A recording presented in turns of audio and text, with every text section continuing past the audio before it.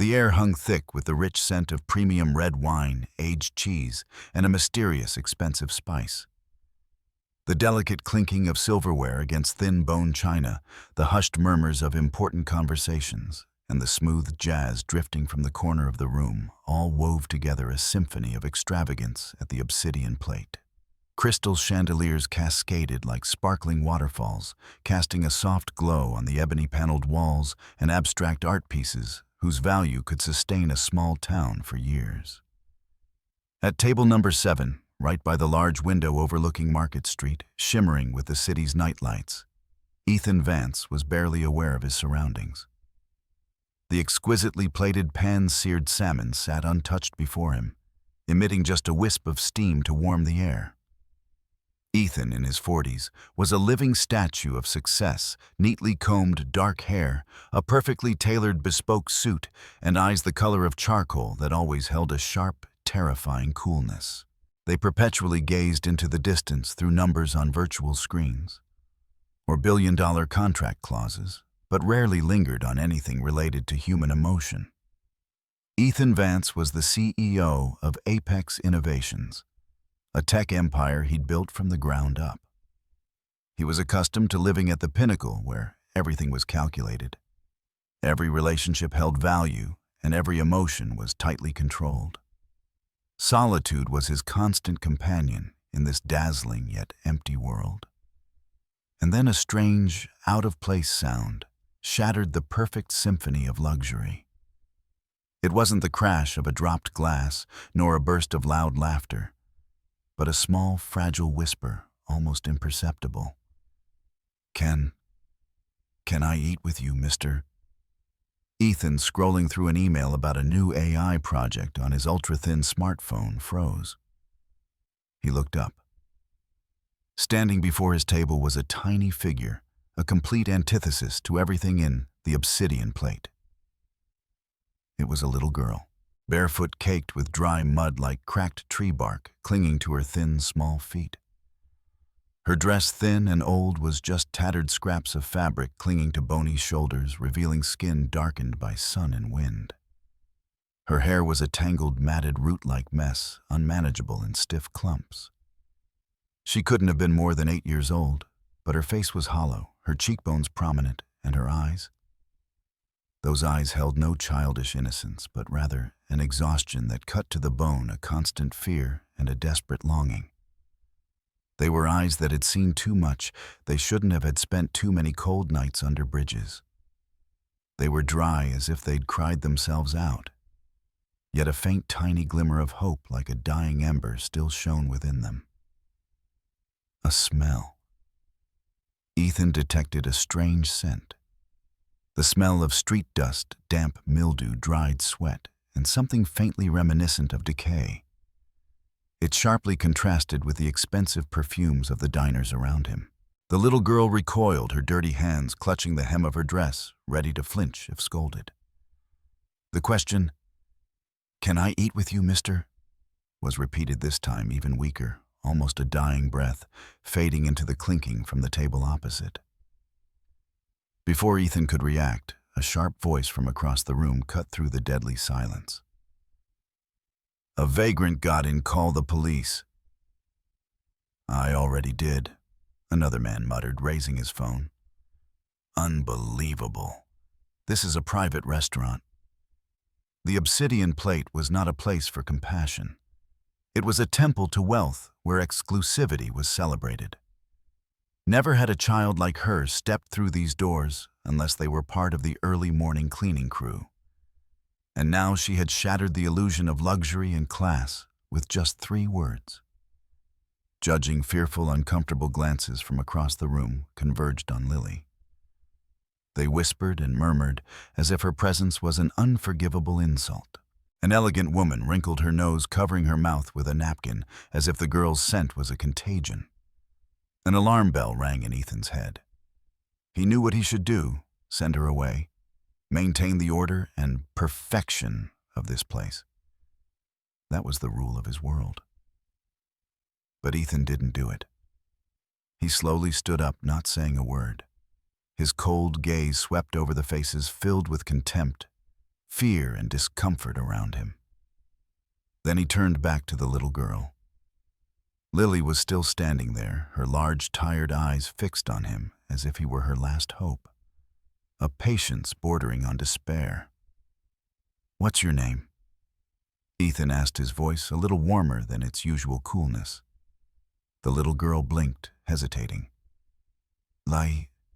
Lily." Ethan said nothing more. He pulled out the chair opposite him, a heavy, soft leather chair. "Sit down, Lily." A collective gasp echoed through the dining room. The restaurant manager, a middle-aged man with a meticulously trimmed mustache, stammered, Sir, you can't be serious. She's my guest." Ethan stated, his voice decisive, allowing no argument. He sat down, his gaze unwavering. The world outside the obsidian plate continued to churn with arguments, sensational stories, and new headlines. But inside, at that small, quiet table, something profound had begun. It started with a small, fragile whisper, but it had broken through all the walls of indifference and solitude. The moment Ethan declared, "She's my guest," it was like a thunderclap in the already buzzing room. Astonished, angry, and even disgusted gazes from the elite zeroed in on him. The restaurant manager, his face pale, seemed about to speak, but was silenced by Ethan's unwavering stare. Lily, still trembling softly, slid into the plush leather chair. The chair seemed far too large for her tiny frame, and Lily gripped the edge of the tablecloth as if it were the only plank saving her from a rushing current. She didn't dare touch the fragrant bread basket in the center of the table, though her eyes continuously darted towards it with longing. Barely a minute after Lily was settled, the double doors at the entrance burst open. 2 police officers entered, their eyes swiftly sweeping across the opulent dining room. The lead officer, a tall black man with a stern expression, pointed directly at Ethan's table. "We received a report of a minor trespassing." Ethan calmly raised a hand. "She's not trespassing. She's here with me." The second officer, his brow furrowed with skepticism, asked, "Is this your daughter, sir?" "No," Ethan replied, his voice unusually calm, yet firm. "But she is under my protection, at least for now." The first officer took another step. "Sir, if she's not a family member, we're obligated to—" Ethan didn't wait for him to finish. He reached into the inner pocket of his bespoke vest and pulled out a leather wallet. He didn't take out cash. He produced a thin, solid black leather card. "Vance Ethan," he stated, his voice loud enough for the officers to hear clearly. "You'll find I've donated to both of your precincts for the past 2 years. Please grant us a moment of privacy." The 2 officers hesitated, glancing at each other. Their indecision was clear. Finally, after a tense second, they backed away. "We'll wait outside, sir." The moment they turned to leave, a soft click came from a secluded booth. A young man wearing glasses, sitting in the restaurant's most hidden corner, lowered his phone with a triumphant smile. Within seconds, he was furiously typing, "Famed tech billionaire shares dinner with homeless girl at 5-star restaurant. Philanthropy or PR stunt." The photo of Ethan standing next to a barefoot, dark-skinned girl in the obsidian plate went viral, becoming a trending topic in less than 6 minutes. Back at the table, Lily still clutched the edge of the napkin as if it were the most precious porcelain. She still hadn't touched a piece of bread. Ethan sat down, trying to soften his voice. "It's okay. You're safe." Lily looked up at him, her eyes still full of suspicion and fear. "You really don't want me to leave? I invited you, didn't I?" Lily's face relaxed a little, a fragile easing like melting ice. Ethan leaned forward, his voice growing softer. "Where are your parents, Lily?" She stared at the empty plate in front of her. "They're gone." "Gone?" Ethan asked softly. "There was a flood. A really big one. My mom couldn't swim. My dad tried to keep me above the water, but then Lily trailed off, her eyes distant again, as if looking at a place far away. A dull, unspoken pain. Ethan felt a tightening in his chest. All the business meetings, the billion-dollar deals, the polished dinners, they all became meaningless. His empire suddenly felt small and trivial compared to this child's real, silent suffering. Just then his phone vibrated. It was Serena Dubois, his head of PR. "Ethan, what are you doing?" Serena's voice was laced with panic. "I'm having dinner," he replied dryly. "Every network is calling. That photo is already on 5 blogs. People are divided. Some think it's amazing. Others think you're exploiting her for attention. You need to leave immediately, or at least make a statement." Ethan watched Lily, who was now carefully spooning a little soup into her mouth, trying not to spill. Her small hands trembled. Lily was trying to eat slowly, deliberately, as if afraid that if she ate too fast, everything would disappear. "I won't be making any statements," he said, then hung up. Across the room, the judgment continued. A woman hissed, "He's ruining this place." A man whispered, "Is this performance art?" Ethan ignored it all. He pushed his own dinner plate towards Lily. "Try this salmon. It's really good with the potatoes." Lily hesitated, then took a small bite. Her eyes widened. "Is that real fish?" Ethan smiled faintly. "As real as it gets." She ate slowly, gracefully. Her demeanor was no less dignified than anyone else's, despite her circumstances. It wasn't just hunger she carried. It was dignity. Ethan silently watched her for a long moment. Then he leaned back in his chair, saying loudly, as if addressing the entire room, "No one should have to ask permission to eat." And with that statement, the world outside the restaurant continued to churn. Phones vibrated incessantly, and sensational headlines kept appearing. But inside at that quiet table, something profound and irreversible had begun. Ethan didn't touch his own food. He just watched Lily eat with an intense stillness, as if each bite she swallowed was mending something within him. She ate slowly, savoring every bit, her eyes flickering between her plate and Ethan's face, as if still expecting someone to pull her away at any moment. But no one did. The police still waited outside.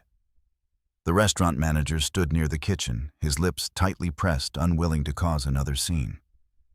From the bar, 2 patrons left in disgust. One mumbled loud enough for others to hear, "This place is going downhill fast."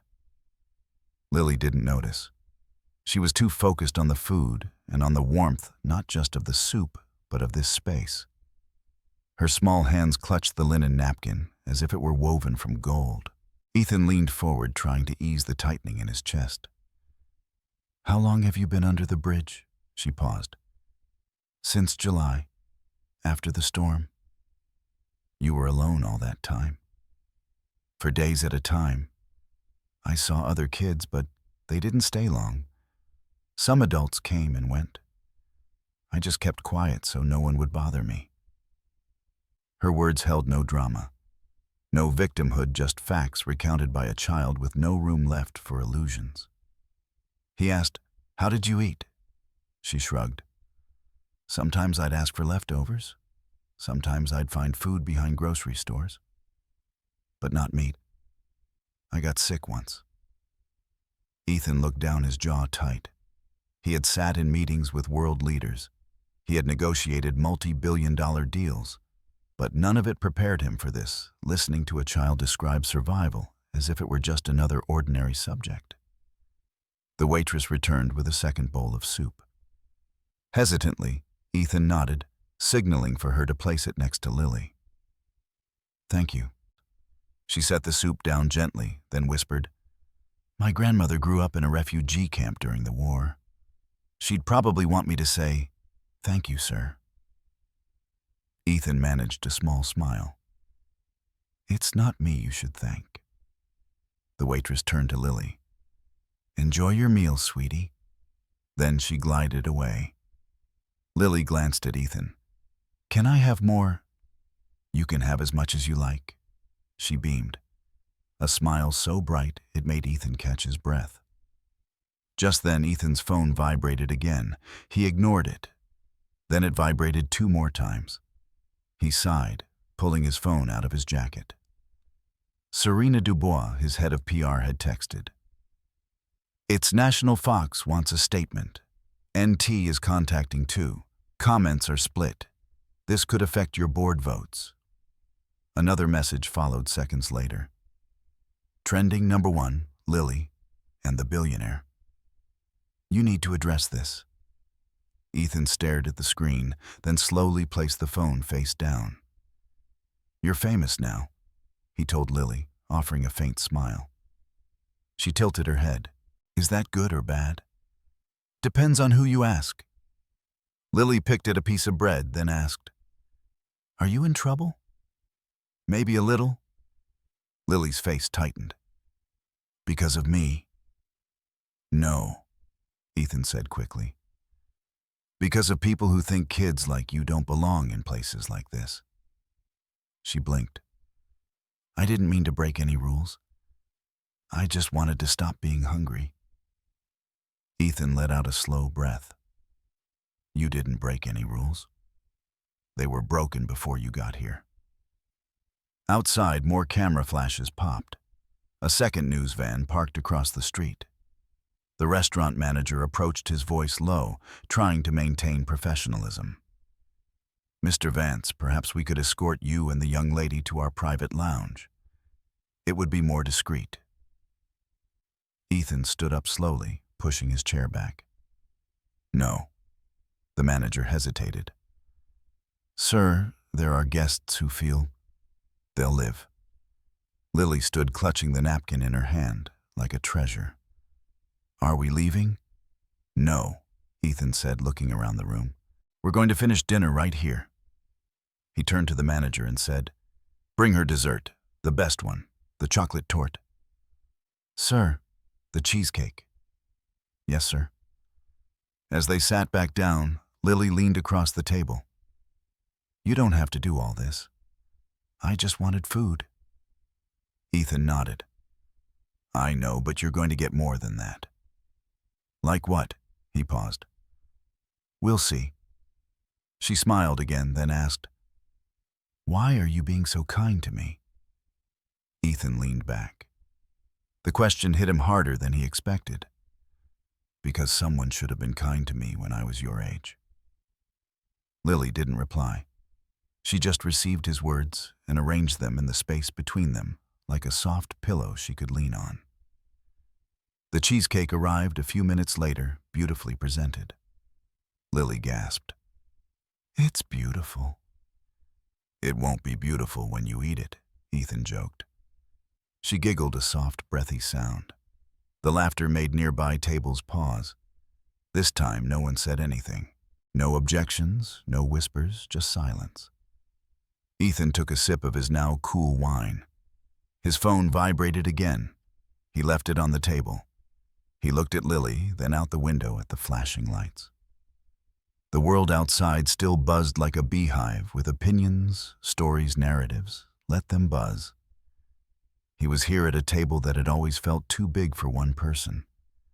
And somehow, with the tiny girl across from him, it finally felt complete. Ethan didn't touch his own food. He just sat there quietly observing Lily eat little by little as if each bite was a miracle. She chewed slowly, her eyes frequently darting to him, still with a hint of hesitation and scrutiny. When Lily finished eating, a subtle fullness appeared on her previously gaunt face. Ethan called for the check, ignoring the restaurant manager's discomfort and the ceaseless whispers from nearby tables. As they stepped out of the obsidian plate, the air outside was cool and damp, typical of an early fog season San Francisco evening. The flashes of paparazzi cameras immediately erupted. Reporters shouted questions, their voices overlapping. "Mr. Vance, is this a PR stunt? Is the girl truly homeless or just part of your next charity project? Who is she? Are you adopting her?" Ethan didn't stop. He subtly shielded Lily with his arm, guiding her towards his sleek black sedan waiting curbside.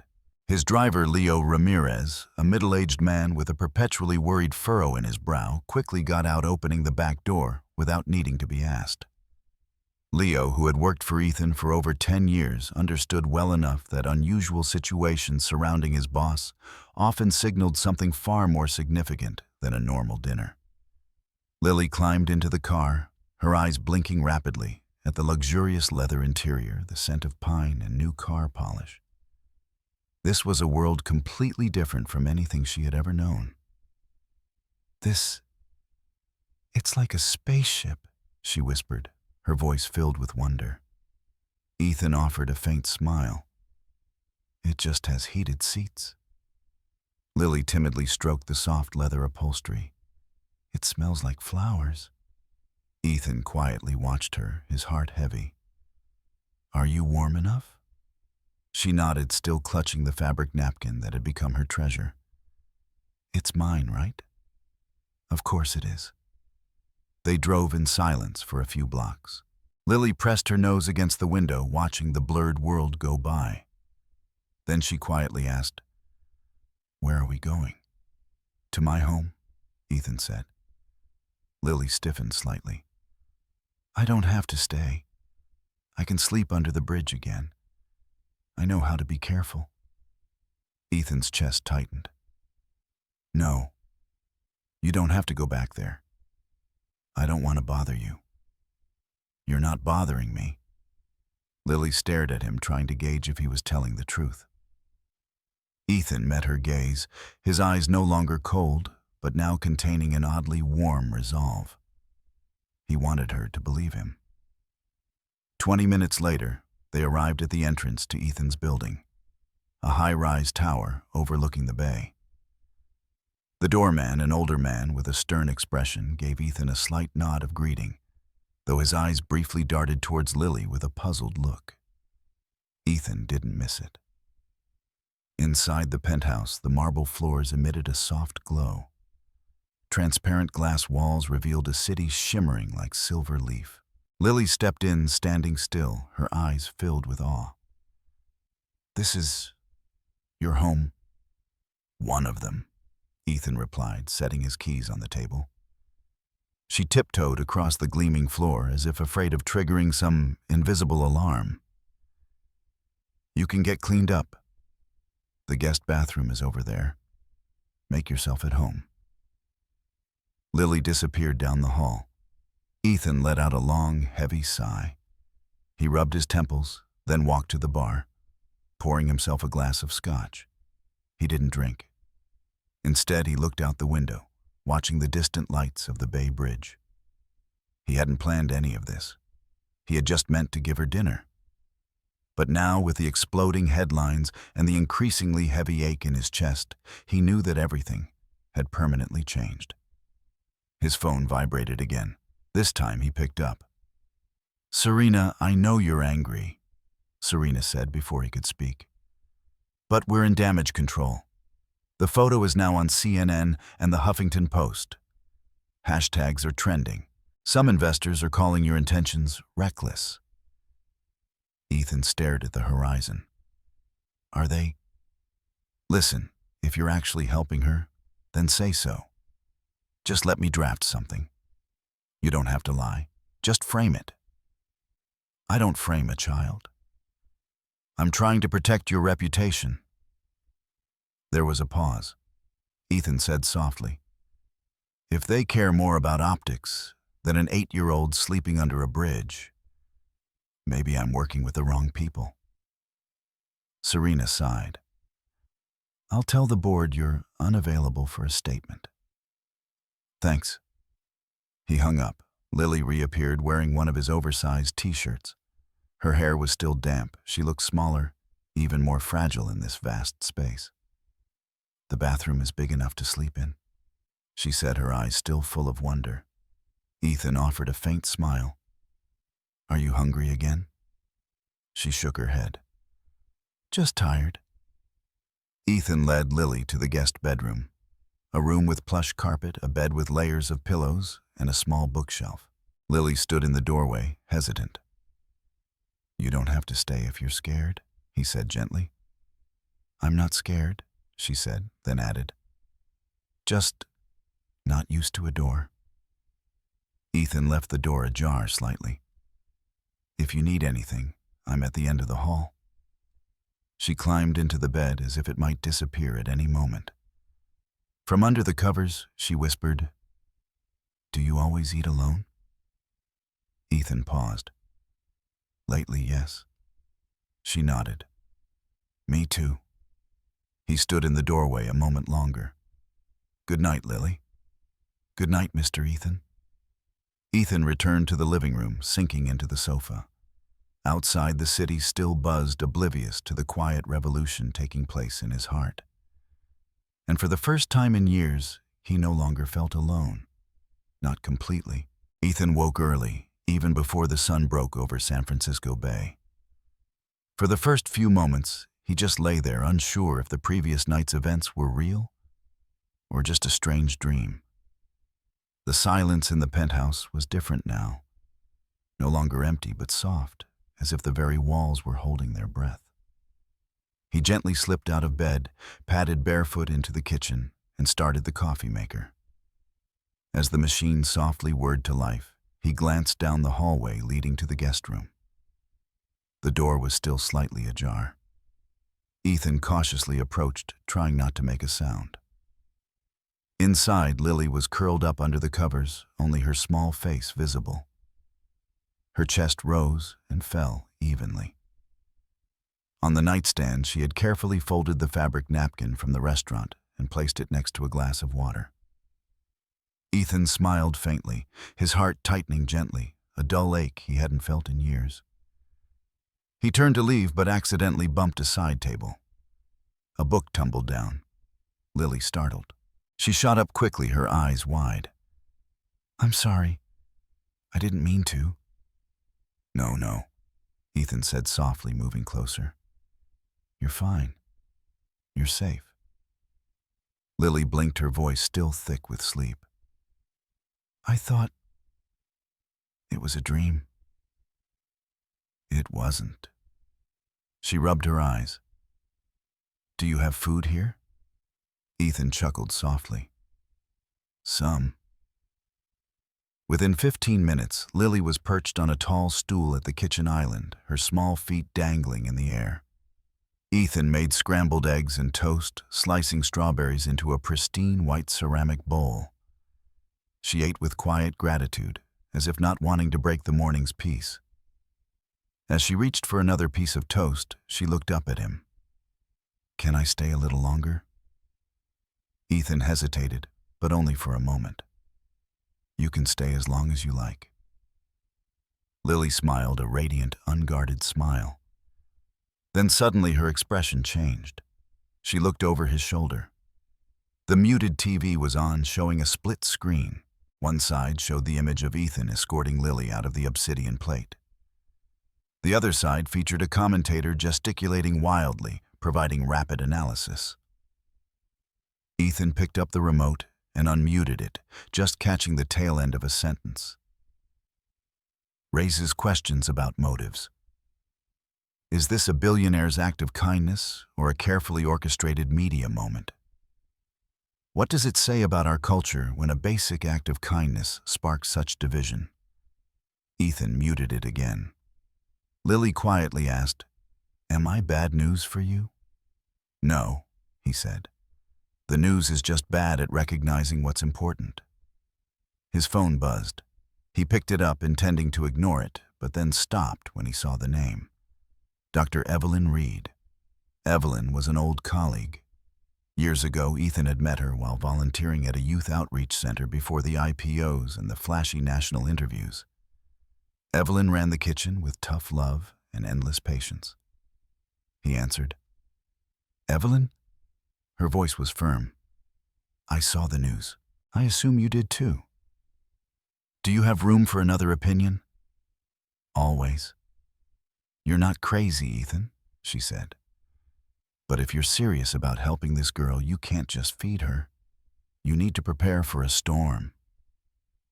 Ethan looked at Lily, who was now arranging strawberries into a smiley face on her plate. She was living under a bridge, he said softly. I know. I looked into it a bit, Evelyn said. That area there have been reports of kids going missing being taken. Nobody cares. Nobody listens. Ethan's grip tightened on the phone. She's lucky you found her. But now she needs more than luck. I'm not letting her go back there. Then you need to build a plan. Legal safety security and keeping the press away before they twist her story into a narrative. I understand. Evelyn paused. I can help. Ethan let out a breath. Thank you. After the call, he returned to the kitchen. Are you okay? Lily asked, licking jam from her fingers. I'm fine. Are you? She nodded. This is the best day I've ever had. Ethan leaned against the kitchen counter. Lily, would you like to talk to someone, a friend of mine? She works with kids, helps them feel safe. Lily looked hesitant. Like a doctor? No, more like a listener. You get to say yes or no to everything. She thought for a moment. Okay, as long as she's nice. She's very nice. That afternoon, Evelyn arrived. She brought a canvas bag full of games art supplies and a calming presence that filled the room. Lily quickly warmed to her, and soon the two of them were sitting cross-legged on the living room floor, engrossed in drawing with crayons. Ethan retreated to his office, giving them space. He opened his laptop and was immediately swamped by a torrent of emails. Media requests, legal notifications, investor concerns, and a message from the school board where he served as a trustee. We request a meeting to address public perception. He closed the laptop. Evelyn walked in an hour later. She's sharp-guarded but also very open. You did the right thing. Ethan asked, now what? She needs stability. Not just shelter, school health care. Someone who won't disappear. I want to do that. Evelyn looked at him intently. Then let's start with the paperwork. She needs a guardian. And you're about to enter a system that doesn't trust people like us just because we have money. I don't care how long it takes. Evelyn smiled. Good. Because it's going to take time. She looked out the window where Lily had fallen asleep on the sofa, clutching a soft teddy bear Evelyn had brought. City lights began to twinkle. But she's worth it. She's already changed everything, he whispered. That night, as he tucked her into bed, Lily mumbled, If I'm dreaming, don't wake me up. You're not dreaming, he said. You're home. And for the first time since his own childhood, Ethan felt like he was home too. 2 days later, Ethan sat in a cold, windowless room at the Department of Child Welfare. The fluorescent lights overhead hummed a low, constant buzz like a persistent hornet. Opposite him sat a woman in a severe navy blue suit, her face etched with a lifetime of sternness. She adjusted her metal-rimmed glasses, her gaze as sharp as a dagger. Mr. Vance, she stated, her voice flat, devoid of emotion. You are applying for temporary guardianship of a minor you met 4 days ago in a restaurant. Ethan leaned forward, his hands resting on his knees. That's correct. Do you understand how unusual that is? I understand it's uncommon, Ethan replied, his gaze unwavering. But that doesn't mean it's wrong. She ran her fingers across her tablet, data flashing quickly. You have no history of parenting. You live alone. You work 80 hours a week. You've been under public scrutiny for your business decisions, and now you're the subject of national attention due to a viral photo. Do you see why we have concerns? Ethan slowly nodded. I understand your concerns, but none of that disqualifies me from loving and protecting a child. The woman paused. It was the first real pause she had given him. "The child has been interviewed by our team," she said. "Her story matches. Homeless, the flood, no known relatives, no existing guardianship claims." Ethan's jaw tightened. She was living under a bridge and no one noticed. "Unfortunately, she's one of many." "That's the problem." The woman sighed, then tapped her screen. "Our next steps are a home visit, background checks, psychological evaluations, financial review. If you're serious, it won't be easy." "I'm not looking for easy." "Good, because this system doesn't offer it." That afternoon, Ethan picked Lily up from the children's center, where Evelyn had dropped her off for the day. Lily ran to him, her small backpack bouncing behind her. "Guess what?" she beamed. "I drew you." "Oh, really?" She opened her sketchbook, revealing a stick figure with spiky hair and glasses holding hands with a little girl in a pink dress. Above them, in uneven scrawled letters, it read, "My safe place." Ethan stared at the drawing longer than necessary. He felt a strange warmth spread through his chest. "That's amazing." She radiated joy. "The other kids said I'm lucky because billionaires don't usually come to the rescue." Ethan offered a faint smile. "Well, this one does." They walked out to the car together. As Ethan buckled her into her seat, Lily looked up at him. "Am I going to stay with you forever?" He hesitated. "I hope so, but there's a process. People need to make sure it's safe. Official." "Is that bad?" "No, it's just slow." She looked out the window. "Slow is okay. I waited through hundreds of cold nights. I can wait a few more." The following days became a strange blend of routine and chaos. Lily settled into the penthouse as if it had always been hers, choosing her own corners, discovering how to make hot cocoa, naming the houseplants. But outside, the media storm grew. Ethan's name was in the news headlines, twisting the daily narrative: billionaire's new cause, homeless child, or political stunt. One op-ed even implied Lily was a prop. Ethan ignored it all. He focused on paperwork interviews, home inspections. Evelyn helped him navigate the legal maze. Ethan even hired a lawyer, specializing in child advocacy. Every night he read to Lily before bed. Stories of brave girls, kind monsters, and quiet heroes. One evening, as Lily was engrossed in coloring in the living room, Ethan sat opposite Evelyn reviewing forms. "She's changing you," Evelyn said. Ethan looked up. "What do you mean? You used to talk like life was a boardroom. Quantifiable, profitable. You don't anymore." He glanced at Lily, her fingers smudged with watercolors. "Now I don't care about the metrics. I care if she's smiling." Evelyn smiled. "Then you're on the right track." The doorbell chimed.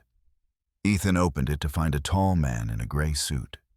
His badge was prominent. "Mr. Vance, I'm Detective Amelia Hayes, Child Protective Services Compliance. We need to talk." They sat in his office. Amelia Hayes opened a folder. "We've received complaints, some anonymous, alleging that Lily may be under emotional distress due to sudden media exposure, that she's being used as a branding tool." Ethan leaned back. "Let me guess, investors with shaky ethics?" Amelia Hayes didn't blink. "We take all concerns seriously. I'm here to assess the environment." Ethan gestured around the room. "See for yourself." Amelia Hayes stood moving from room to room. She noted the child-friendly touches, coloring supplies, a bookshelf, a small art easel. In Lily's room, she paused. On the wall hung Lily's latest drawing, Ethan, Lily, and Evelyn, underneath a house with a giant sun overhead. The caption read, "No more bridge." When Amelia Hayes returned, she seemed slightly softer. "She calls you her safe person." Ethan swallowed. "That's what I want to be." "We're not done yet, Mr. Vance, but this is a good start." That night, as Ethan tucked Lily into bed, she asked, "What happens if they say no?" He gently stroked her tangled curls. "Then we fight it in court." "Yes, and with the truth. With every bit of kindness we've built here." She nodded, then whispered, "I think my mom would have liked you." Ethan stiffened. "You think so?" "She always said good people shine. You shine even when you don't smile." He sat with her until she drifted to sleep. Her small hand curled in his. And for the first time in years, Ethan felt something alien. Not power, not control, but faith. It had been weeks since Ethan last stepped into his own corporate boardroom. His company, Apex Innovations, had been running smoothly under his interim executive team. But today, he had no choice. The board had demanded his presence for a financial update meeting, not to review quarterly reports, but to address reputation concerns. He arrived dressed in a sharp, uncreased navy suit, his eyes a little tired but resolute. The glass walls of the boardroom framed a sprawling view of the bay, where the morning sun cast a golden sheen on the sparkling water. Inside, however, the atmosphere was cold, sterile, and tense.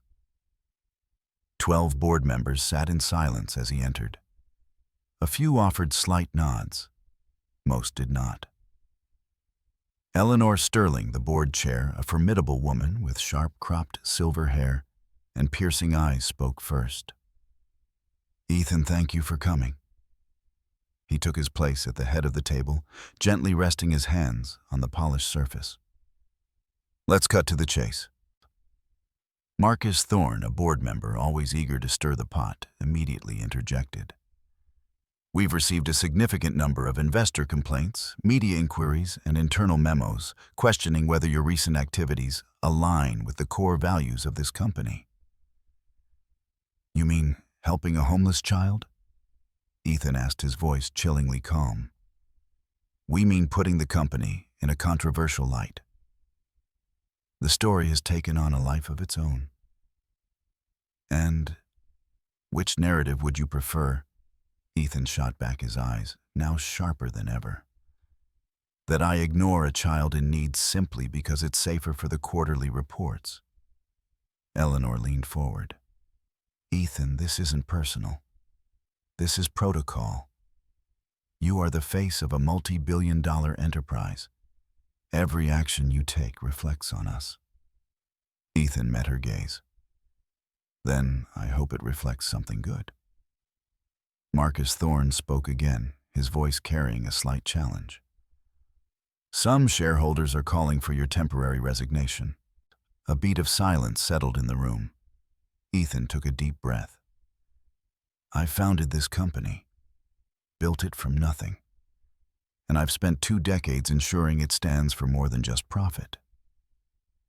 "No one disputes that," Eleanor said softly. "But things have changed. The spotlight has shifted. You're no longer just a CEO. You're an icon, and icons polarize." He slowly rose, feeling the weight of the room pressing on his shoulders. "Then let me make this easy for you."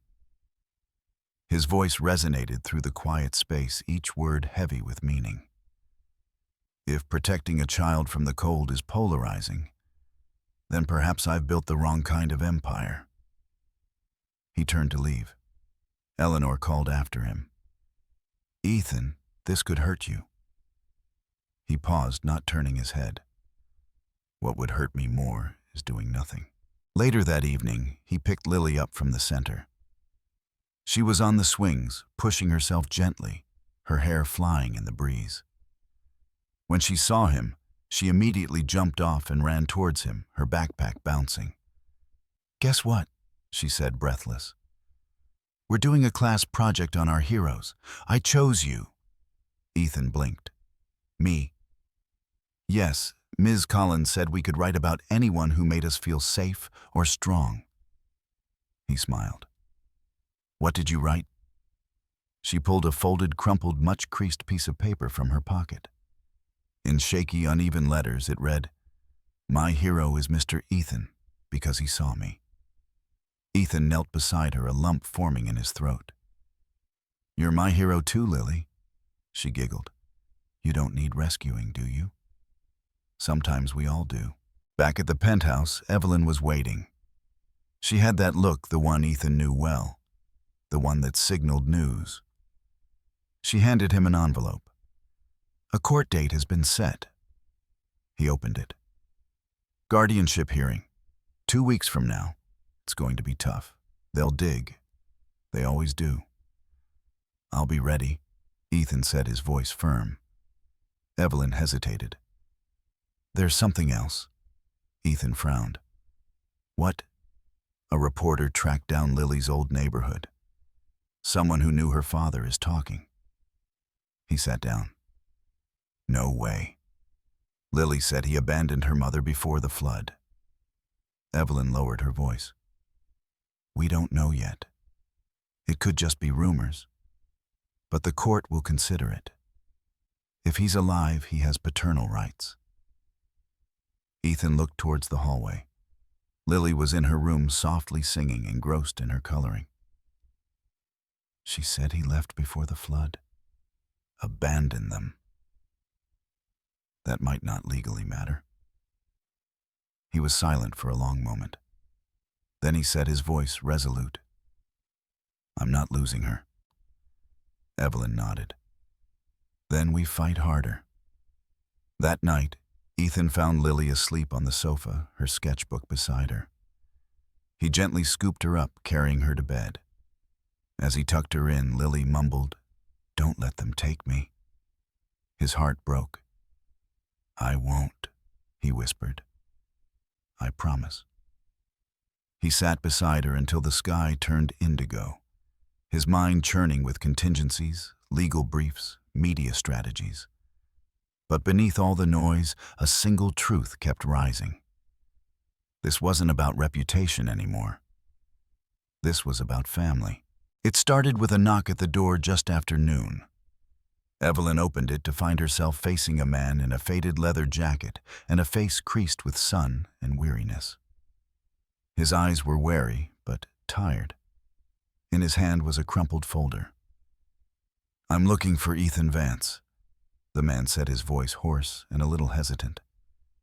Evelyn eyed him critically. Who are you? Daniel Holloway, he said. I saw the news, saw her face. I wasn't sure, but I think it's her. Evelyn's heart skipped a beat. Daniel Finch, Lily's father. He nodded hesitantly, his eyes never leaving hers. Ethan was in his office when Evelyn led Daniel in. The man stood awkwardly, clutching the folder like a shield. Ethan slowly rose from his chair, his shoulders stiff, his gaze fixed on the unexpected visitor. She said, You left? Ethan said, his voice flat, devoid of emotion. Daniel's face tightened. I didn't mean to. My head wasn't clear. I was drinking heavy. After her mom died in the flood, I broke. I didn't think I could protect her. I thought she'd be better off without me. His voice cracked. She wasn't better off, Ethan countered, crossing his arms. She was living under a bridge. She nearly starved. I didn't know. I swear I didn't know, Daniel said, regret flooding his eyes. Evelyn remained silent, observing both men. Daniel opened the folder and pulled out a faded old photograph. A younger Liliana, perhaps 4, sat on his lap beaming. She was my everything. I failed. Ethan scrutinized the photo. Liliana's eyes were unmistakable. You're coming back now because of the media? No, Daniel said firmly. Because I saw her face, and I remembered what it felt like to hold her hand. I've been sober for a year now. I've been trying to get my life together. And now I want to see her. Evelyn spoke up. It's not that simple. There's a guardianship hearing coming up. You'll need to file for paternal rights. I don't want to take her away, Daniel said quickly, his voice pleading. I just want to know her again, even if it's just a picture on her shelf. Ethan's jaw tightened, his expression unreadable. Let me talk to her first. That evening after dinner, Ethan sat with Lily on the balcony wrapped in a thick blanket. City lights twinkled below. I need to ask you something, he began gently. Liliana was looking out wary. About my dad. Her body stiffened slightly. You told me your father left, Ethan continued. Do you remember why? She was silent. Then in a tiny voice she said, he was sad. After Mom, he didn't talk anymore. Then one day, he just disappeared. Ethan nodded. Did you ever wish you could see him again? Liliana didn't answer right away. She pulled the blanket tighter. I used to pretend he'd come back. But after a while, I stopped pretending. It hurt too much. Your father came today. She whipped her head around. He came. Ethan nodded. He said he's sober now, that he wants to see you, if that's what you want. She was silent. Her eyes searched the skyline as if it might hold the answer. I don't know, she finally said. I don't want to leave here. You don't have to leave, Ethan said immediately. No one can make you do anything. You get to choose. She leaned into him. Will you be there if I see him? Every second of it. She gave a tiny nod. Okay, just once. The next day, Evelyn arranged a neutral meeting at her community center. A quiet room, comfortable chairs, soft lighting. No press, no fanfare. Liliana sat on one side, clutching her sketchbook.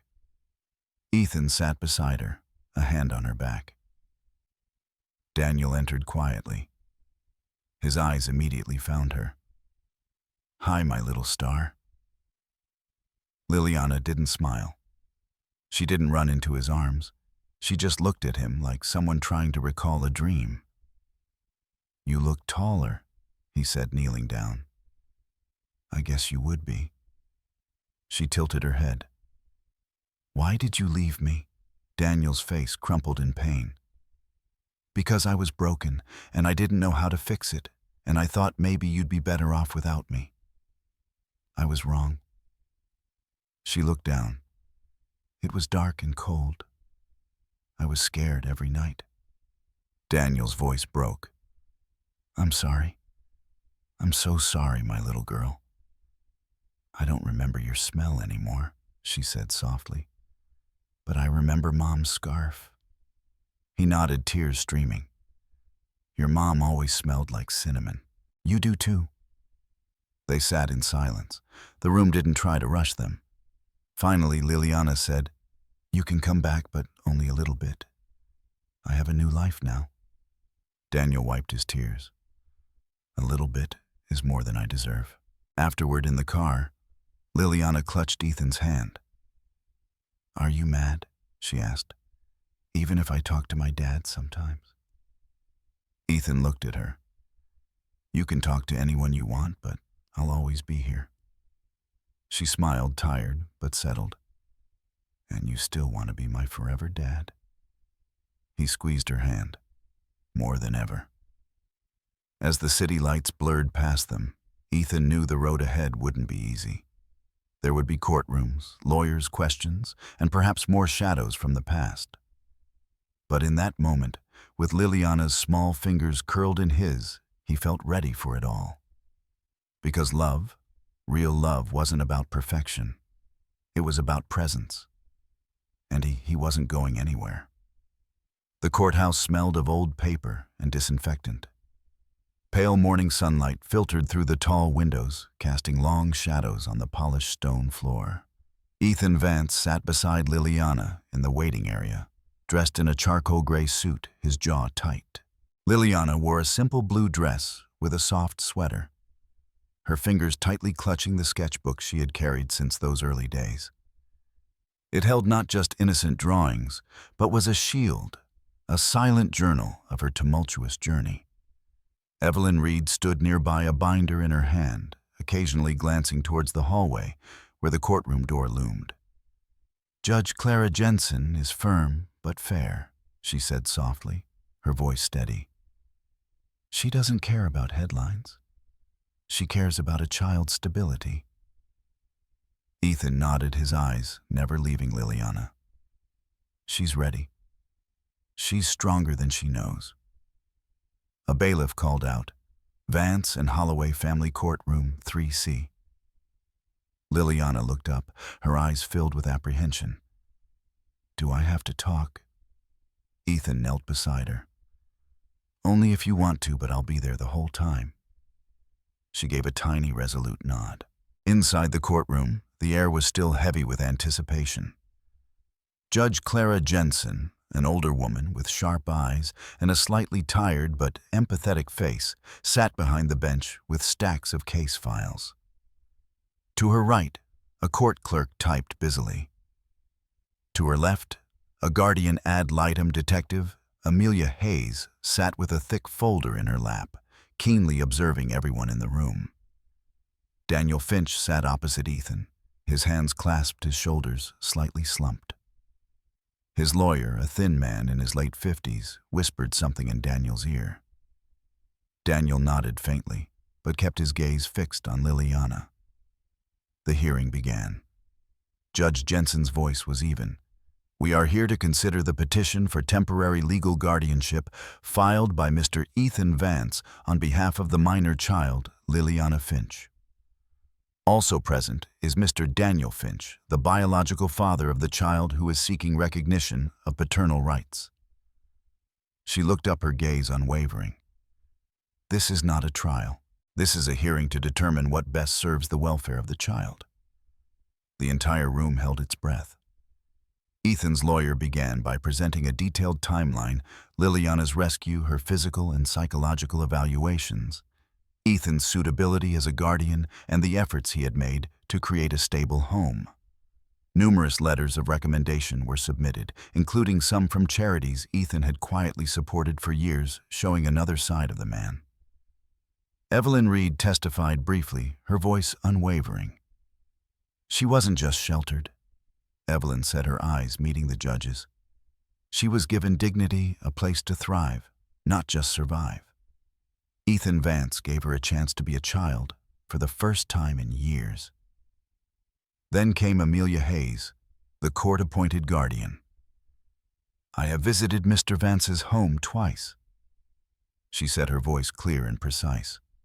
"The environment is safe, nurturing, and Liliana shows increasing signs of emotional security. She refers to Mr. Vance as her safe person. Her drawings consistently depict him as a central figure in her world." Amelia Hayes looked towards the judge, her gaze holding an unspoken confirmation. The judge turned to Daniel. "Mr. Finch, you claim to be rehabilitated. Why now?" Daniel stood.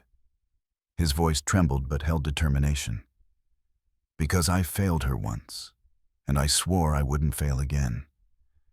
I don't want to take her from a good home, but I want to be a part of her life, even if it's just from a distance." The courtroom remained silent. The judge nodded, then motioned to Liliana. "Liliana, would you like to say anything?" Ethan looked at her, giving a slight, steady nod. Liliana stepped forward, her sketchbook clutched in both hands. She climbed onto the witness chair. Her feet didn't reach the floor. "My name is Liliana," she began softly, her tiny voice clear and resonant in the quiet room. "I used to live under a bridge. It was noisy and cold. I didn't know when I'd eat next. Then I met Mr. Ethan." Her voice trembled slightly, but she took a deep breath and continued. "He gave me food, and then a bed, and then hugs. He listened to me. He wasn't mad when I woke up from nightmares. He never left." She looked directly at Judge Jensen, her eyes clear but full of emotion. "I still remember my mom. I don't remember everything about her. I still love my dad, even though he left. Liliana briefly glanced at Daniel with no judgment, just a deep sadness. But Mr. Ethan stayed. He reads to me. He tells me I matter. He said I could stay. She opened her sketchbook and turned it around. The page showed a house with 2 doors. One door had Dad written above it, the other had home. She pointed to the home door. I want to be home. The courtroom was silent. Even Daniel bowed his head, his shoulders shaking. Judge Jensen tapped her pen thoughtfully.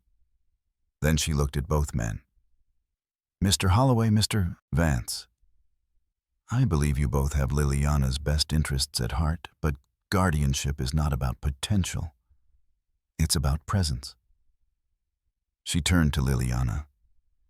You've made your feelings clear, young lady. The girl nodded solemnly. The judge leaned forward.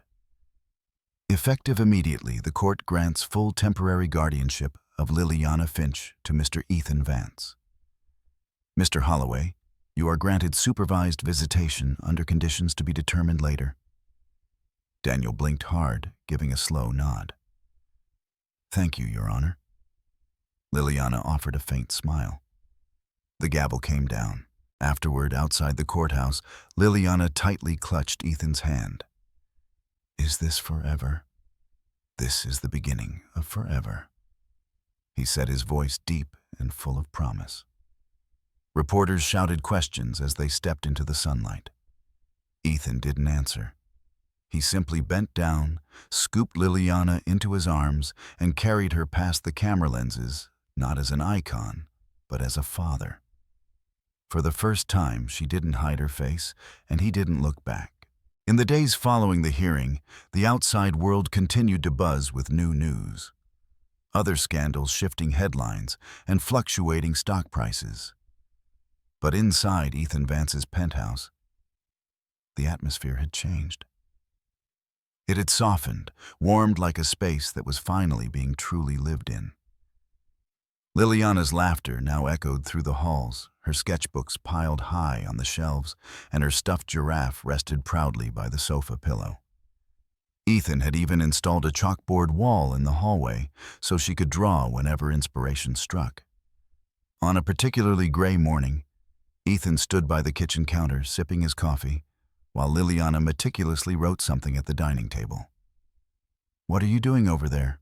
he asked, curious. "A letter," she said, biting her lip slightly. "To whom?" "To me," she replied, then looked up and grinned. "But the future me." Ethan chuckled. "Can I read it?" "Not yet. It's still forming." Ethan quietly watched her for a moment, marveling at the difference in Liliana now. Still tiny, still fragile in a way. But there was a strength emanating from her shoulders, a sparkle in her eyes. It was no longer the fearful, exhausted gaze, but one of curiosity, confidence, and a touch of childhood mischief. That afternoon, Evelyn Reed stopped by with a large manila envelope. "Paperwork," she said. "All signed. You're officially her temporary legal guardian for the next year. After that, we'll file for permanent guardianship." Ethan opened the envelope and looked at the stamped forms. For a moment, he said nothing. He just held the weight of all those papers in his hands. They weren't just documents. They were a promise. "She's made this place her own," Evelyn said, glancing at the chalkboard wall and framed drawings. "And so have I," Ethan replied. "She's made this place a home." That evening, Ethan and Liliana curled up on the sofa with popcorn and watched a documentary about sea turtles. Midway through, Liliana asked, "Do turtles ever get adopted?" Ethan paused. "In a way, yes. Some people rescue them, care for them, and then release them back into the wild when they're ready." She thought for a moment. "I don't want to be released." "You won't be," he said, gently stroking a curly strand of hair from her forehead. "You're not a turtle. You're my girl." She leaned her head against his arm, and within minutes, she was asleep. Ethan sat there in the dim glow of the screen, feeling her gentle breathing beside him, and felt a profound peace, deeper than any stock market success or gala applause had ever given him. But that peace didn't last long. The next morning, as he checked his email, one headline stood out: "Urgent Liliana's Story, Unauthorized Documentary in Production."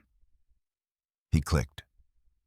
A media company had announced an upcoming special titled "The Girl Under the Bridge, The Untold Story of Liliana Finch." It included leaked photos, partial interviews with people from Liliana's old neighborhood, and an anonymous source claiming Liliana was being exploited by a billionaire as a PR tool. Ethan swore softly under his breath. He called Evelyn. "I saw it," she said before he could speak. "I'm looking into the source. Most likely someone from one of the shelters she passed through. They're twisting the narrative." "She's just a child," Ethan said. "She's not a headline. We can file a cease and desist, but that won't stop the whispers. If this airs, it could drag her past back into the mud. We have to be ready." Ethan looked down the hall where Liliana was softly singing to herself, building a fort out of pillows and blankets. "She can't know." "Not yet," he said. "Let her have this moment." 2 days later, Ethan appeared unannounced at the production company's office. It was just him, a folder of legal documents, and a look in his eyes that no longer cared for any diplomacy. "I'm here about the documentary," he told the receptionist. After a few tense minutes, he was led into a glass-walled conference room where 2 executives sat flanked by lawyers. They looked smug, unassailable. "We have a right to tell a story of public interest," one of them said, looking defiant. "The child's story has inspired millions. And that child," Ethan said, his voice dropping, "is 8 years old. She's been through trauma, displacement, abandonment. She is not your content. It's a powerful story." "She is a human being," Ethan snarled. "Not a plot point." He slid the legal file across the table. "You air this, and we will sue. Libel, exploitation, emotional distress. You will lose everything you've built chasing this." The room fell silent.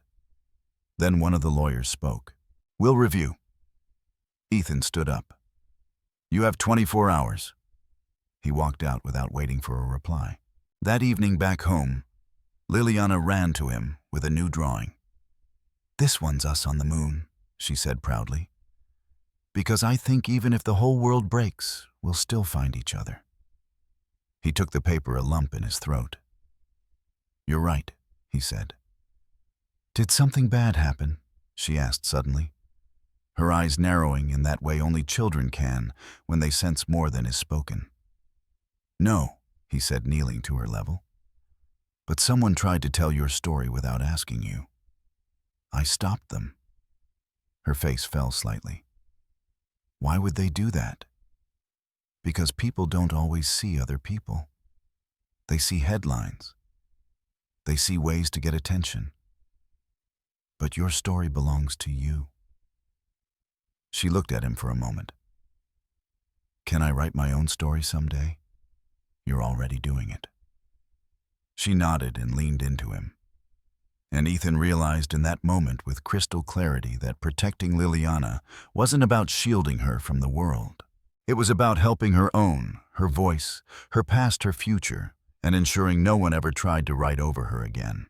Spring arrived slowly, in the city painting color, onto gray corners, one blossom at a time.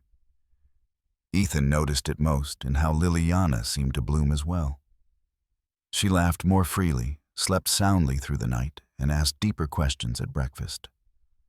Her drawings now filled their home, not just on the chalkboard wall, but tucked into books tacked to the fridge, slipped under his office door with titles like "Things I Dream" or "Ideas for Us." One particularly gray Saturday morning, as sunlight streamed through the window, Liliana appeared with her sketchbook and a serious expression. "We need a garden," she declared. Ethan blinked over his coffee. A rooftop garden. All this space and no flowers, she said, gesturing towards the private terrace. Flowers make places feel like someone cares. He looked out at the private terrace, which until now had only been used for occasional barbecues or an evening glass of wine. You know, I think you're right. The next week was a flurry of activity. Ethan made calls. Evelyn Reed connected him with a local community garden organizer who agreed to help. Liliana sketched out plans, rows of lavender and marigolds, a corner for tomatoes and strawberries, a winding path of stepping stones. They built it together. Liliana wore gloves 3 times too big for her hands. Ethan tried to act like he knew what he was doing with a trowel. Dirt got everywhere. Laughter did too. Neighbors came to watch. Some even joined in. An elderly woman from the next building offered compost. A retired firefighter donated old barrels for planters. The terrace transformed into something else entirely, a place of shared effort and growing color. One afternoon, as they were planting basil, Liliana asked, "Why don't more people do this?" "Do what?" "Make space for things to grow." He looked at her, then out at the skyline. "Because it's easier to build walls." She gently pressed the soil around the plant's roots. "We're planting windows." Ethan smiled. "Yes, we are." But even as things bloomed above, something darker still simmered below. The media buzz around Liliana had quieted, but not vanished. Despite Ethan's legal threats, fragments of her story continued to circulate. Blurry photos whispered rumors, even a misleading tabloid article suggesting Ethan was grooming her for an inheritance. At first, Ethan ignored it.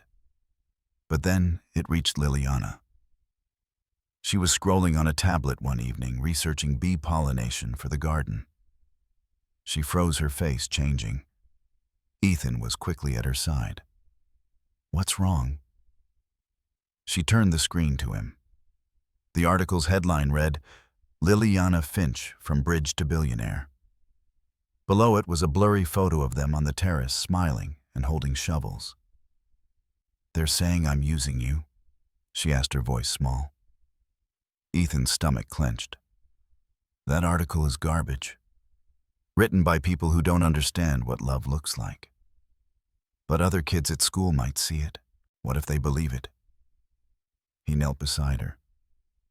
"Then we show them who you are. We don't fight lies with silence. We fight them with truth." She was quiet for a moment, then asked, "Can we have an open garden day? Invite everyone. Show them." Ethan paused, surprised. "You want people to come here?" She nodded. "So they see what we built, not what they write about us." The next 2 weeks were a chaotic event of planning. Liliana personally designed bright hand-drawn invitations that read, "Come see what we've grown."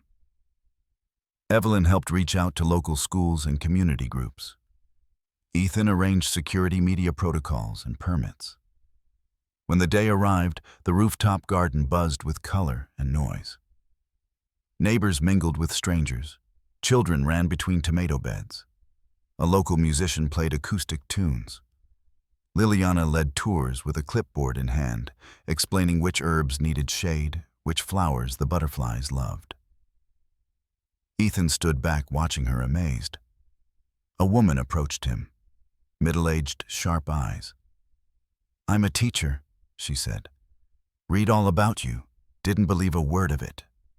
Ethan braced himself for criticism. She smiled.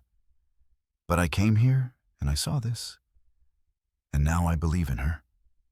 Ethan let out a breath. "Thank you." As the sun began to set, Liliana stood on a small bench and called out to the crowd. "Thank you for coming," she said, her voice clear and strong. "I used to live under a bridge. Now I live in a garden. I didn't do it alone. But now it's mine, too." She paused, looking directly at the rapt crowd. "And if you ever need help growing something, we'll be here." The crowd erupted in applause, but more important was the silence that followed. The kind of silence where people were truly listening. Afterward, as the last guests departed, Liliana stood beside him, looking out at the city lights. "Are you okay?" Ethan asked. "I think I'm proud," she said. "Is that allowed?" "It's more than allowed. You earned it," he said. She leaned into him. "Can we keep growing more things?" "Absolutely." She looked up. "Even if it doesn't always grow." "Especially then," he said, "because growing is hope." And as the stars appeared one by one over their rooftop garden, Ethan knew that this chapter in Liliana's story, and theirs, was no longer about rescue or headlines or proving worth. It was about planting something that would outlast all of that. And they were just getting started. Summer slowly settled over the city, bringing warm rays and gentle breezes. Their rooftop garden was now lusher, denser, and more vibrant than ever. Bees and butterflies lazily danced among the blooming flowers. Ripe strawberries nestled along the edges of the beds. Lavender sprawled wide like welcoming arms. Ethan found peace in the small everyday things. Now he noticed the way Liliana hummed while brushing her teeth, how she asked deeper questions at breakfast, or how she always took an extra cookie not out of greed, but to save for later, just in case she got hungry. They were a family, and it showed in every gesture, every moment. One morning, as they sat together on the terrace sipping fresh lemonade, Liliana looked up from her notebook. "Do you ever wonder why we found each other?" she asked. Ethan thought for a long moment. "Every day?" "I think maybe it had to be hard," she said, her eyes distant, gazing at the skyline. "So now we know how special it is." Ethan looked at her once again, amazed by her ability to grasp things that most adults couldn't touch. "That might be the wisest thing anyone's ever told me," he replied. She smiled and returned to her notebook. It was moments like these, peaceful, simple, yet loaded with unspoken meaning, that defined this new chapter in their lives. On a crisp April afternoon with Liliana at school, Ethan sat alone on the terrace, contemplating something that had been simmering in his mind. He pulled out his phone and called Evelyn Reed. "I've been thinking," he said, "about adoption." There was a pause on the other end. "Are you ready?" Evelyn asked softly. "I don't know if I'm ready," he admitted. "But I know I can't imagine life without her. I want her to know permanently that this isn't temporary, that I'm not going anywhere. You know, that's another legal process. More home evaluations, psychological assessments, court." Evelyn said, her voice both knowing and cautionary. "I know. She'll need to be asked. I will. I want to do it right." That evening, after dinner, Liliana sat at the kitchen counter, engrossed in drawing a map of an imaginary island, where flowers talked and clouds were made of cotton candy. Ethan slowly approached his hands in his pockets. "Hey," he said, "can I ask you something important?" She looked up, curious. "You know how we've built this life together? The garden, the breakfasts, the hugs?" Liliana nodded. "I was thinking maybe we could make it official, legal, forever." Her eyes widened. You mean adopt?" "Yes." There was a beat of silence. "Will my name change?" she asked, her voice tiny. "Only if you want it to." She smiled, then looked back at her drawing. "Can I still be a Finch?" "Of course." She paused. "But I want to be Liliana Finch Vance. Is that okay?" Ethan felt something break open in his chest. "That's more than okay," he said. He couldn't stop the wide grin that spread across his face. She jumped off the stool and threw her arms around him in a tight hug hard enough to startle him. Yes, yes, yes, yes. They just stood there for a while, arms wrapped around each other, savoring the moment. The process began the next day. Evelyn helped file the petition. Social workers visited their home again. Liliana was re-interviewed much more confidently this time. She told the evaluator, "He doesn't just take care of me, he lets me take care of him too." The adoption hearing was scheduled for early June. But not everyone was thrilled. Ethan received a call from Daniel Finch 3 days before the hearing. "Are you sure about this?" Daniel asked, his voice laced with a hint of anxiety. Ethan was sitting in his office, looking out the window. "I'm sure. She's still your daughter, and she always will be. This doesn't erase you. It just gives her stability, security, a name that tells the world she has a permanent family." Daniel was silent. Then, "I want to be there at the hearing." Ethan hesitated. "If that's what Liliana wants." That night he asked her. "I think it's okay," Liliana said slowly. "He's still part of my story, just not the whole story." The day of the hearing arrived. It wasn't like the previous guardianship hearing. This courtroom was smaller, brighter, almost cheerful. The judge, a woman in her 60s, had a gentle smile. Liliana wore her favorite yellow dress. Ethan wore a tie for the first time in months. Evelyn sat behind them, a box of tissues at the ready just in case. The judge addressed Liliana directly. "Do you know what today is about?" Liliana nodded. "It's the day I get to tell the world where I belong." "And where is that?" She looked up at Ethan, a wide smile on her face. "With him." The judge smiled. "Then let's make it official." The gavel came down. Papers were signed. Ethan was handed a certificate. Adoption complete. Liliana Finch Vance. As they walked out of the courthouse, Daniel waited for them on the steps. He looked at Liliana. "Are you okay, my little star?" She nodded. "You can still visit, but I live here now." He offered a sad smile. "I know." He turned to Ethan, extending his hand. "Take care of her." Ethan took his hand. "Always." That evening, they held a small celebration on the rooftop.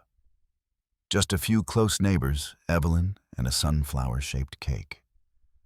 Liliana stood on a planter box and raised her glass of apple juice. "To new name," she said, "and unchanging love." Everyone applauded. Later, as the stars began to twinkle, Ethan tucked her into bed. "Do you feel different?" he asked. "A little," she said, sleepy. "Like the ground under my feet is more solid." He kissed her forehead. "That's because it is." As she drifted to sleep, Ethan sat beside her, holding the certificate in his hand. It wasn't just paper.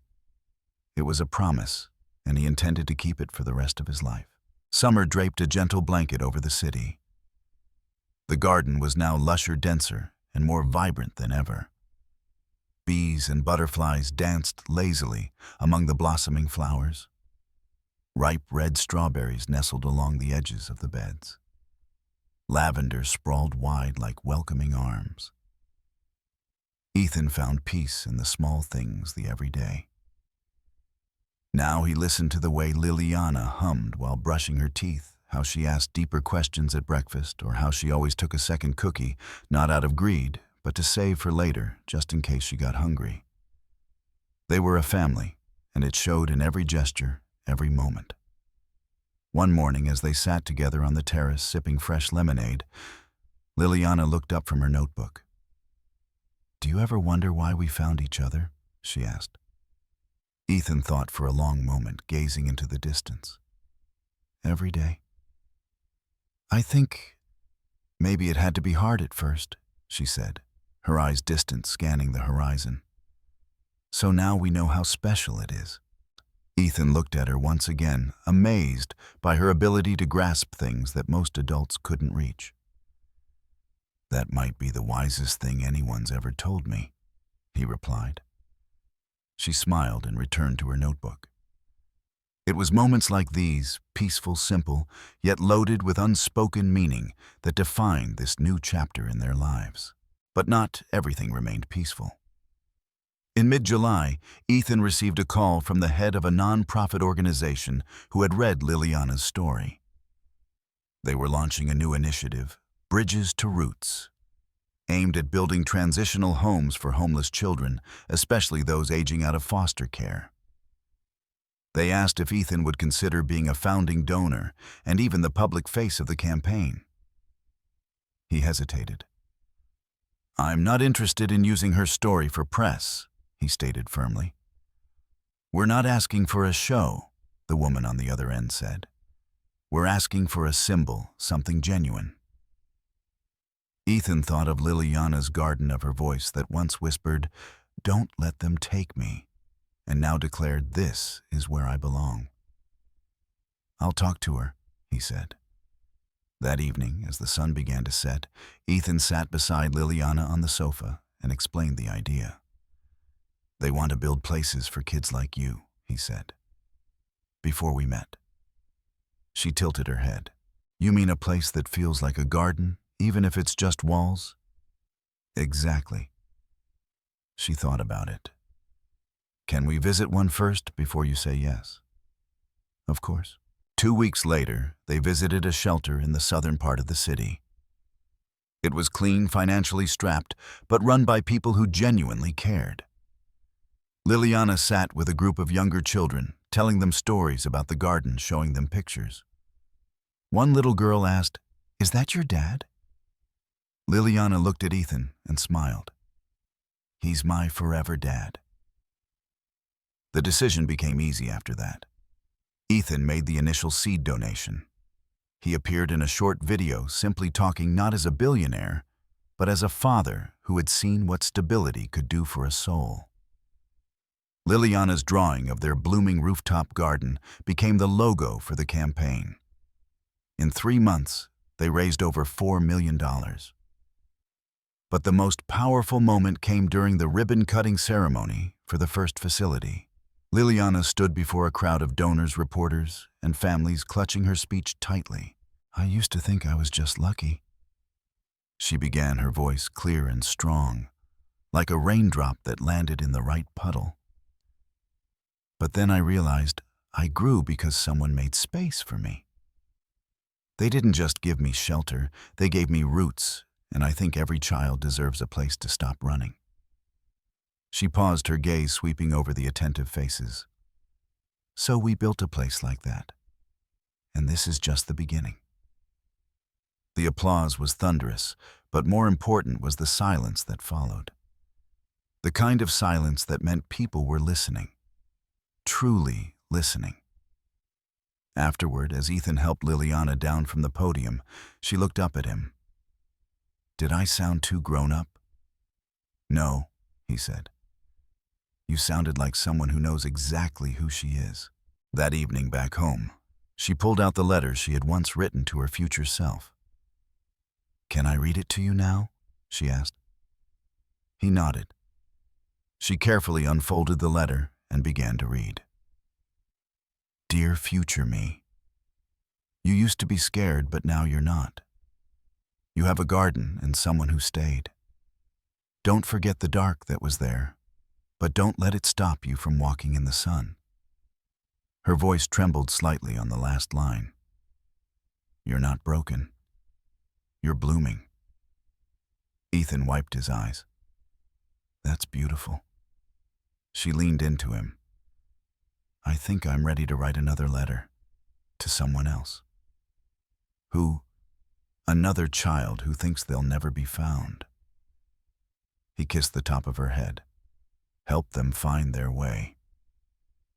And as the stars appeared one by one over their rooftop garden, Liliana Finch Vance, once invisible, once unheard, sat beside her father in the quiet happiness of all they had built together.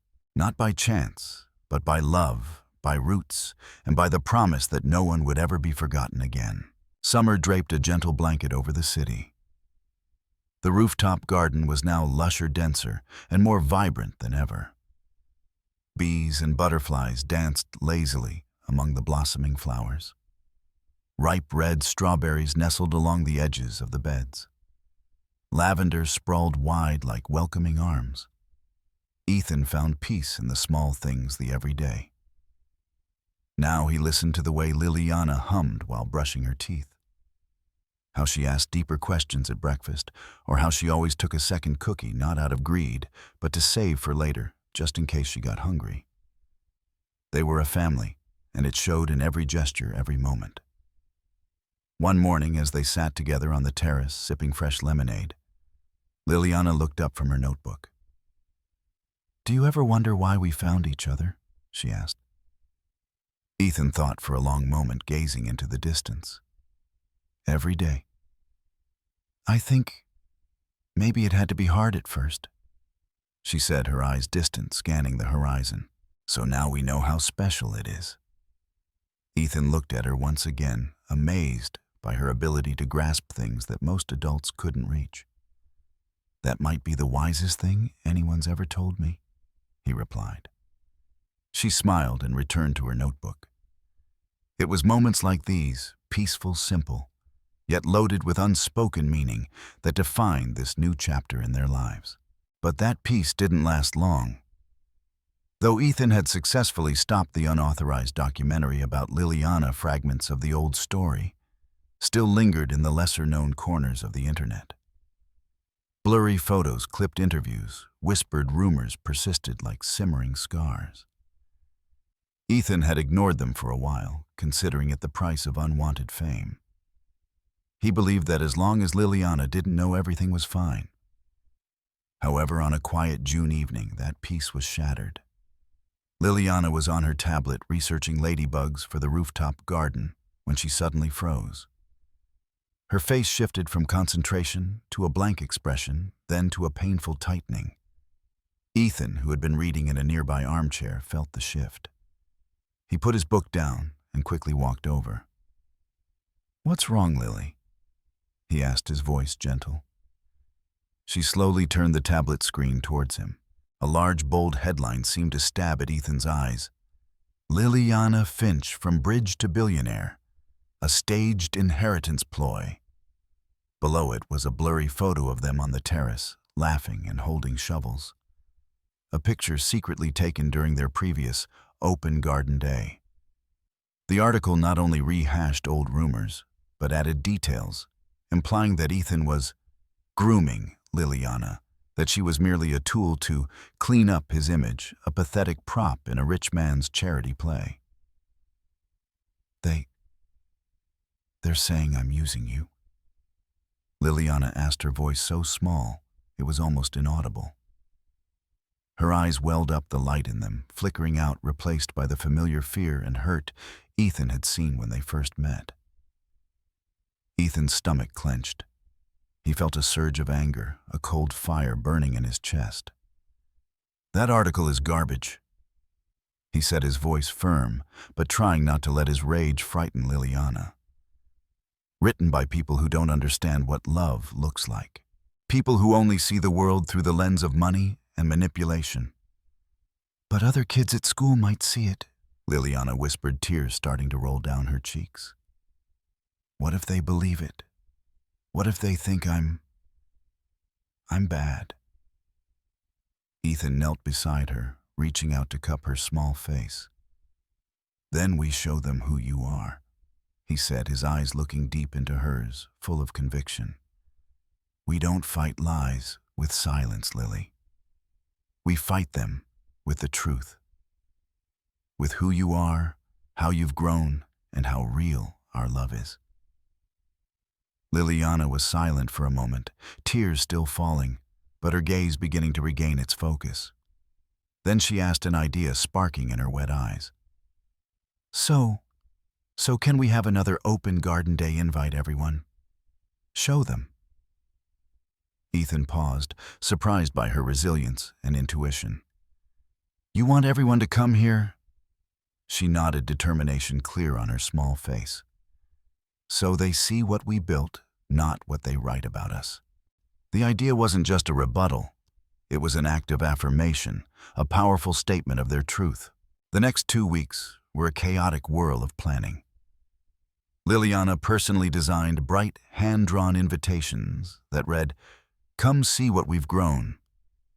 She drew giant sunflowers, happy bees, and butterflies, and a small house with wide-open windows. Her concept was not just an invitation, it was a statement.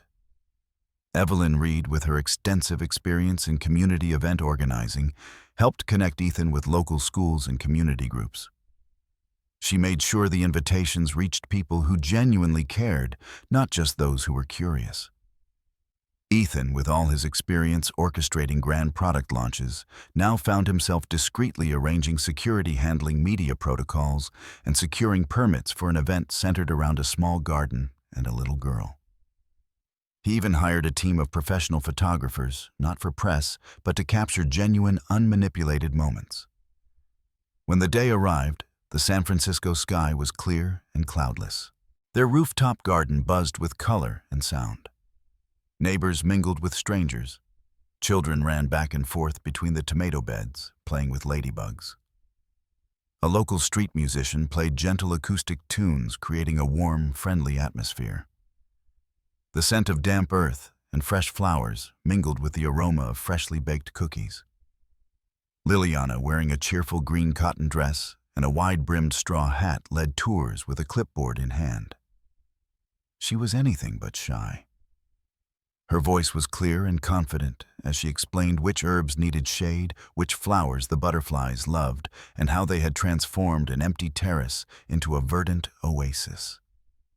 She told little stories about the first seeds, about watering times, about the first flowers blooming. She didn't shy away from mentioning her past, but she framed it as part of her journey, not the whole story. Ethan stood back observing her, amazed. He saw her not just as a storyteller, but as an inspiration. He watched the eyes of the guests shifting from initial curiosity to genuine admiration. A woman approached him. Middle-aged, sharp eyes, silver hair neatly pinned up. "I'm Liliana's teacher from school," she said. "Read all about you and her online. Didn't believe a word of it." Ethan braced himself for criticism. She smiled a warm smile. "But I came here and I saw this.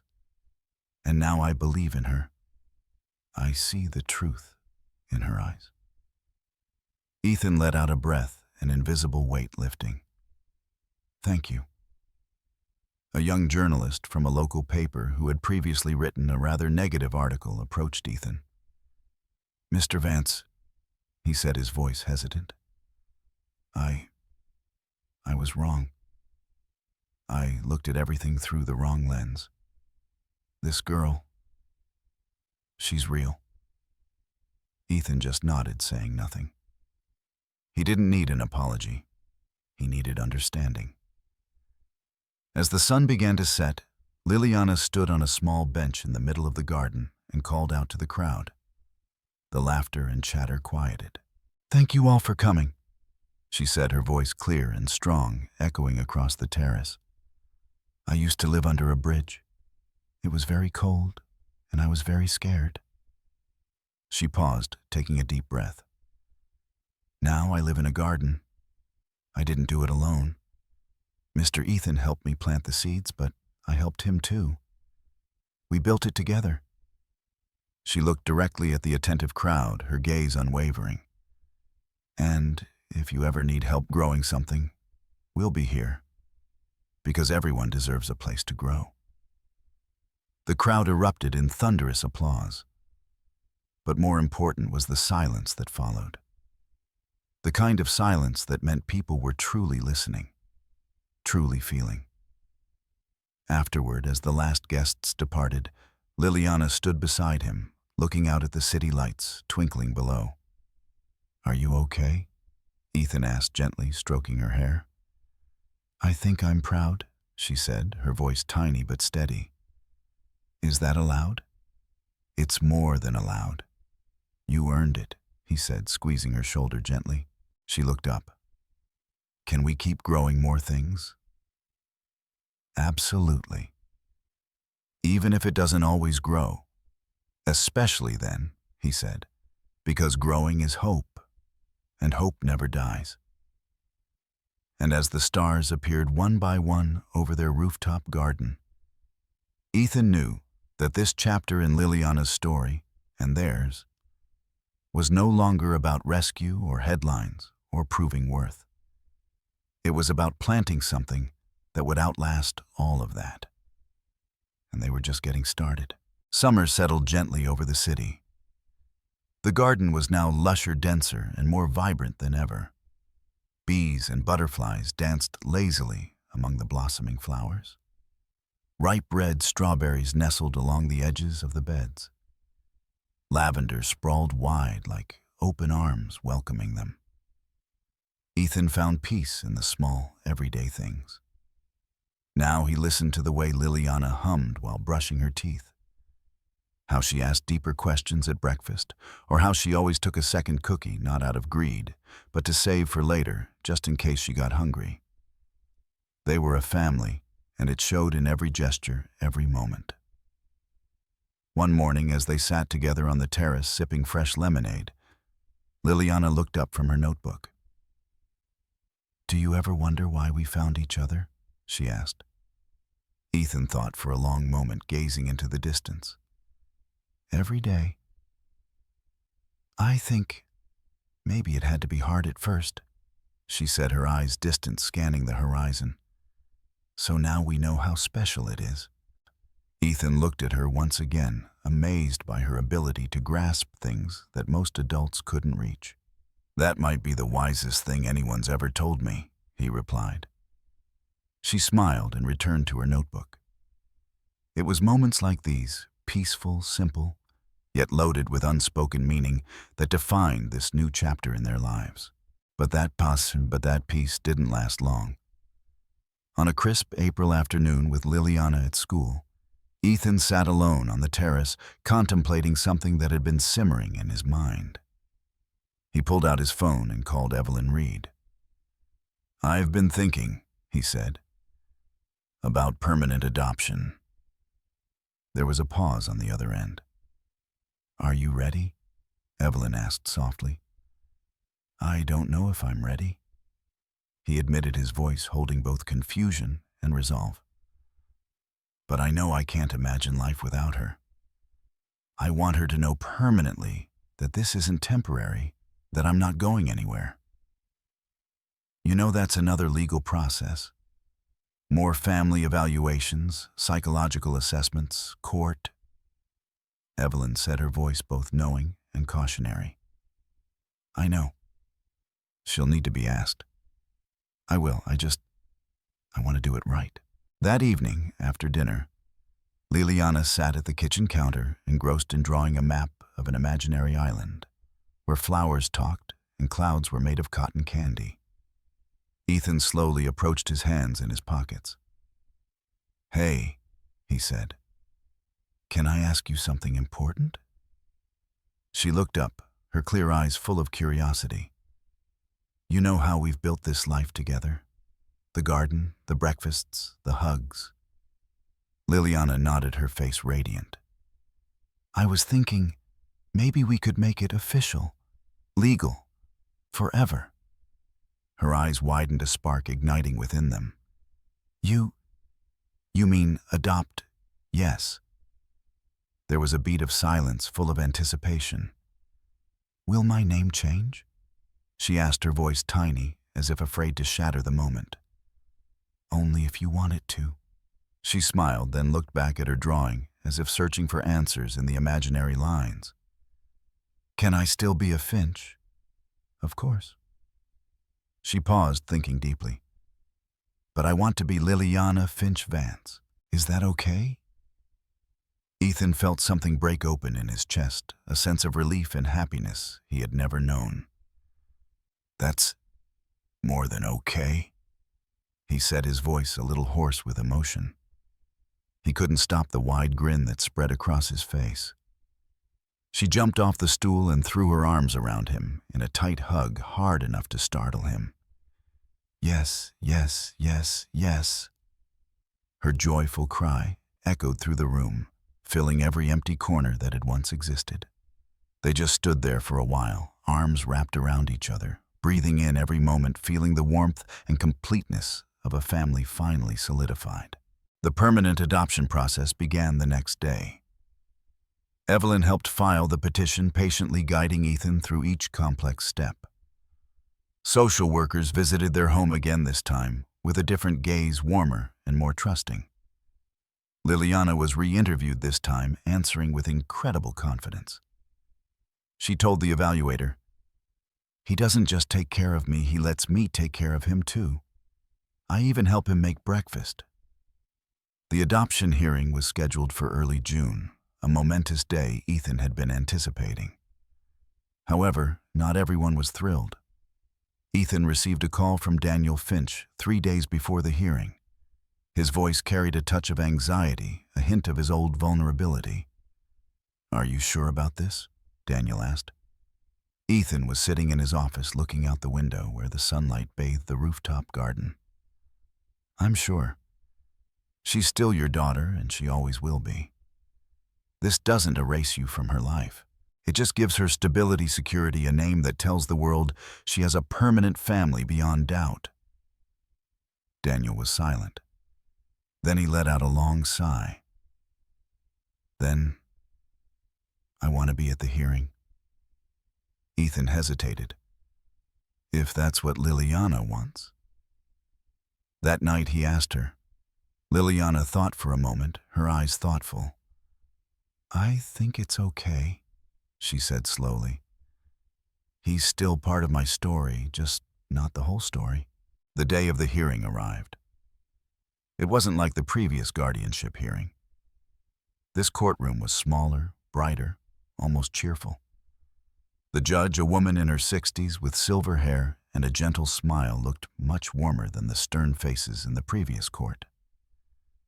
Liliana wore her favorite yellow dress, the color of sunshine, of the marigolds in the garden. Ethan wore a tie for the first time in months, feeling a mix of nerves and happiness. Evelyn sat behind them, a box of tissues at the ready, just in case of happy tears. The judge directly asked Liliana, her voice kind, "Do you know what today is about, Liliana?" Liliana nodded, her eyes sparkling. "It's the day I get to tell the world where I belong." "And where is that?" She didn't hesitate for a second. She looked up at Ethan, a radiant smile on her face, her eyes full of love and trust. "With him." The judge smiled, a brilliant smile. "Then let's make it official."